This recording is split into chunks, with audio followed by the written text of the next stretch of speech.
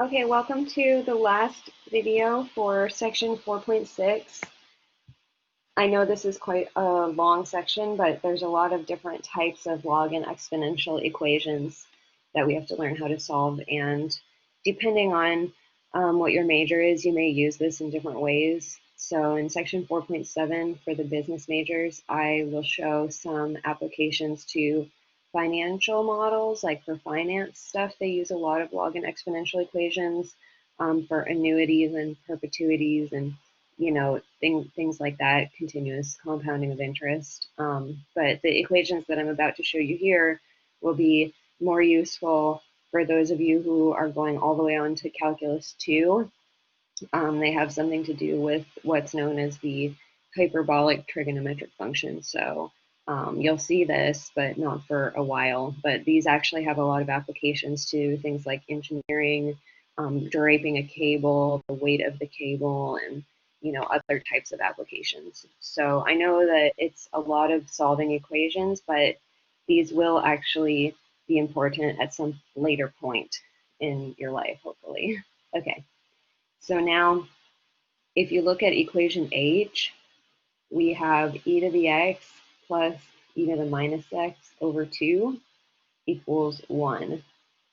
So you can see the e to the x, and you might want to take a log directly, or maybe after multiplying by 2. But I want to explain that in this case, that technique won't work as well as how it has in all of the previous cases. So I personally, like I told you, I like to get all the exponentials by themselves before I start applying logs. So I would like to multiply both sides by 2 as my first step. So then I'll have e to the x. Oh, sorry, my Notability app just crashed. Let's bring it back here. All of the technology that we need for these online classes is so difficult at times, to be sure.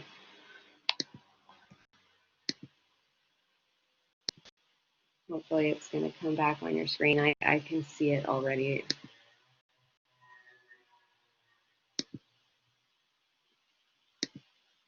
Let's see, maybe I have to turn the mirror off and on again. Oh dear.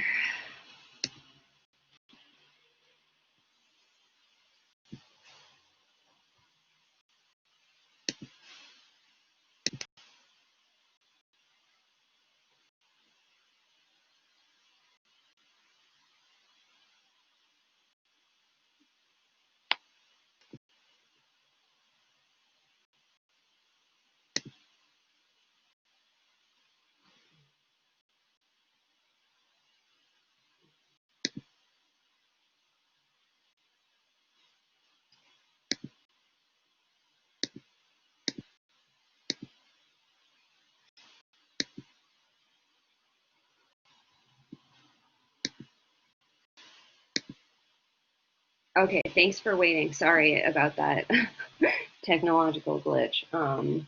Okay, so as I said, we will multiply both sides of this equation by 2. So we will have e to the x plus e to the minus x equals 2. And let me change the color of my pen so that you can understand what I'm about to do is just like an attempt, but it's not going to work. So when you see the e to the x, what you probably want to do is take the natural log to both sides, right? That's how we always get rid of it. Now, what I've written here is an absolutely true equation. However, I have addition inside of a natural log. And so, therefore, there is absolutely no way that I can go further from here because the properties of logarithms only allow me to deal with multiplication or division inside a log. So this is not going to allow me to go any further towards solving it. So this is not what I need to do. So then I need to think, okay, well, what else should I do? So I could rewrite the equation that I have. So I know that e to the minus x is 1 over e to the x. So I'm going back to the beginning because what I tried didn't work. And I don't know what to do. So I just try rewriting it. And when I do this, I get an idea like, okay, I have e to the x on the denominator. So maybe if I multiply e to the x to both sides of this entire equation, I could at least get that e to the x out of the denominator and have some possibility of like cancellation.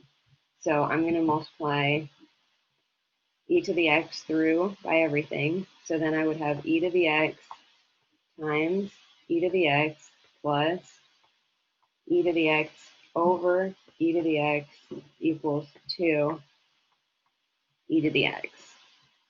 You might become worried and think that this is getting more complicated, but let's just have some faith, because the rules of exponents state that e to the x times e to the x is equal to e to the x plus x power. So that's e to the 2x. And e to the x divided by e to the x is 1. Anything divided by itself is 1. So maybe this equation looks a little bit better. In fact, I can try to solve it by putting everything on one side. So let me subtract 2e to the x from both sides. So I have e to the 2x minus 2e to the x plus 1 equals 0. And when I do this, it almost looks like a quadratic equation in the way, except that everything has e to the x. So we choose a change of variable or a substitution. So we substitute the letter u everywhere that we see e to the x in order to make it easier to solve this equation. And if I do that, I have u squared minus 2u plus 1 equals 0. So what I basically have done is reduced my equation to a quadratic equation. It's not as simple as a linear equation, and I had to do a substitution, but at least I know how to solve quadratic equations. And the way that I do that is I try to factor it or apply the quadratic formula. In this case, I see that it does factor as u minus 1 times u minus 1. And so I can apply the square root method, and I see that u minus 1 is equal to 0, which means that u is equal to 1. But please remember, this question was asking us to solve for x, and we're not done because we've only solved for u. So remember that u is equal to e to the x. So because u equals 1, that means e to the x is 1. So we still have to solve this equation for x.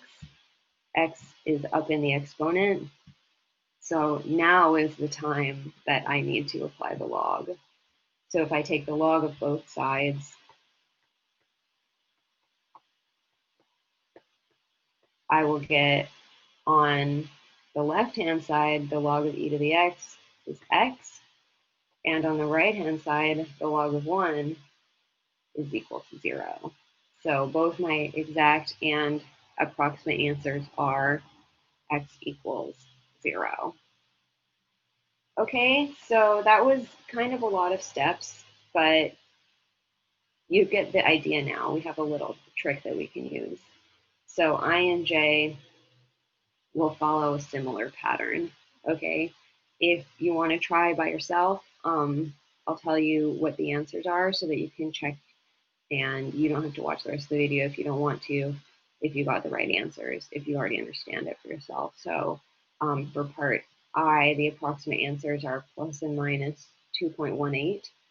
And for j, the approximate answer is 1.44. Okay, now I'm going to explain all the steps as to how I got those answers.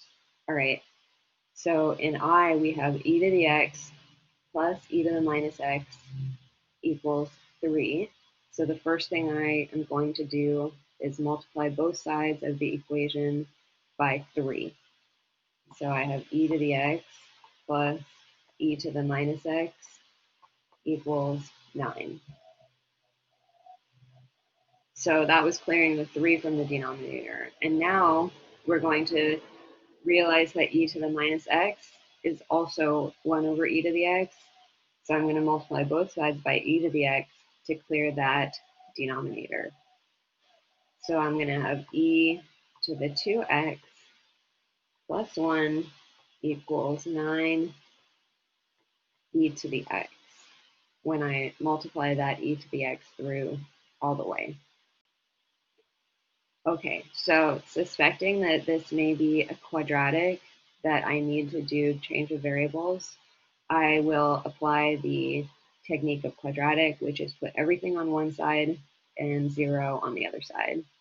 So I'm going to subtract 9 e to the x from both sides, and therefore I would have e to the 2x minus 9 e to the x plus 1 equals 0. I just put the 9 e to the x term in the middle because I want the quadratic to be in standard form, but it doesn't matter where you put it.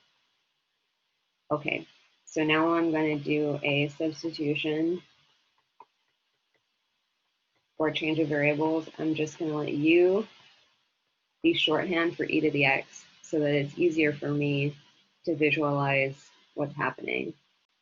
So when I do this, I'd have u squared minus 9u plus 1 equals 0. This is a quadratic equation, so I can try to factor it, or I can use the quadratic formula. I don't think this one is going to factor because I won't be able to use numbers that multiply to 1 and also add to 9. So I decide to use the quadratic formula.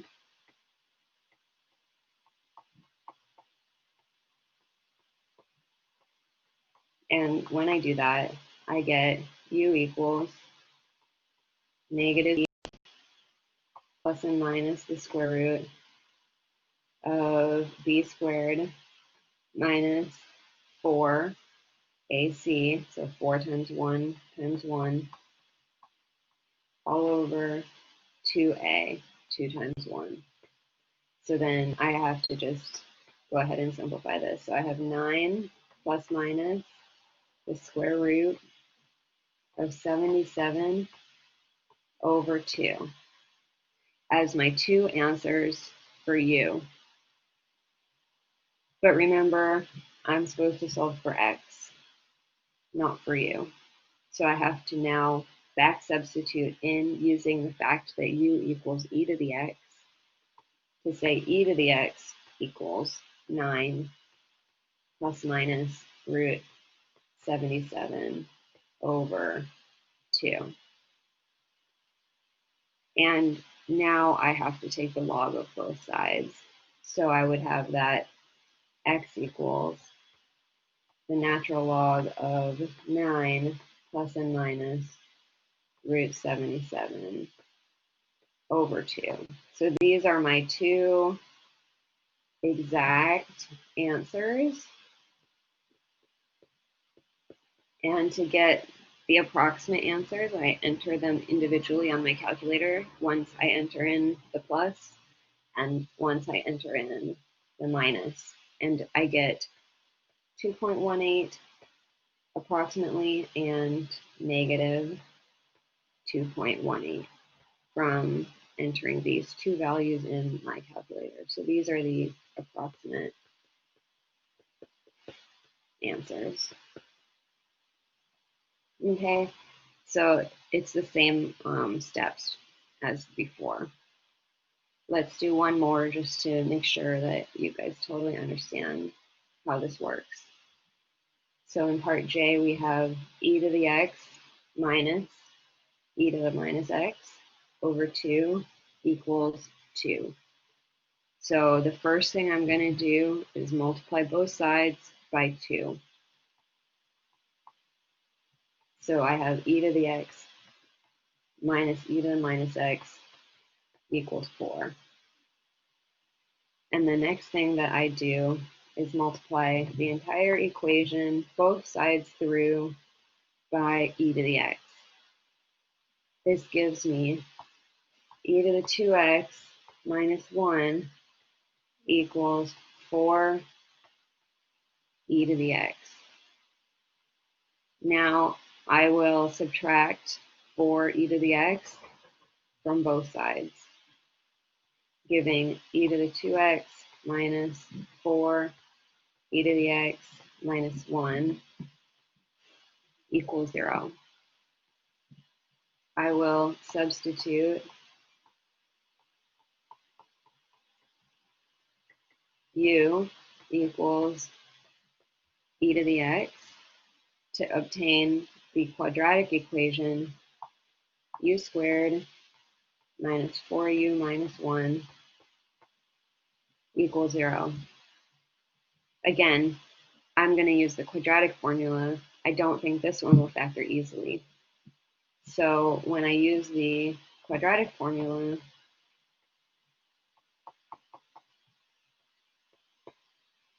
to solve for u, I get u equals negative b plus and minus the square root of b squared minus 4ac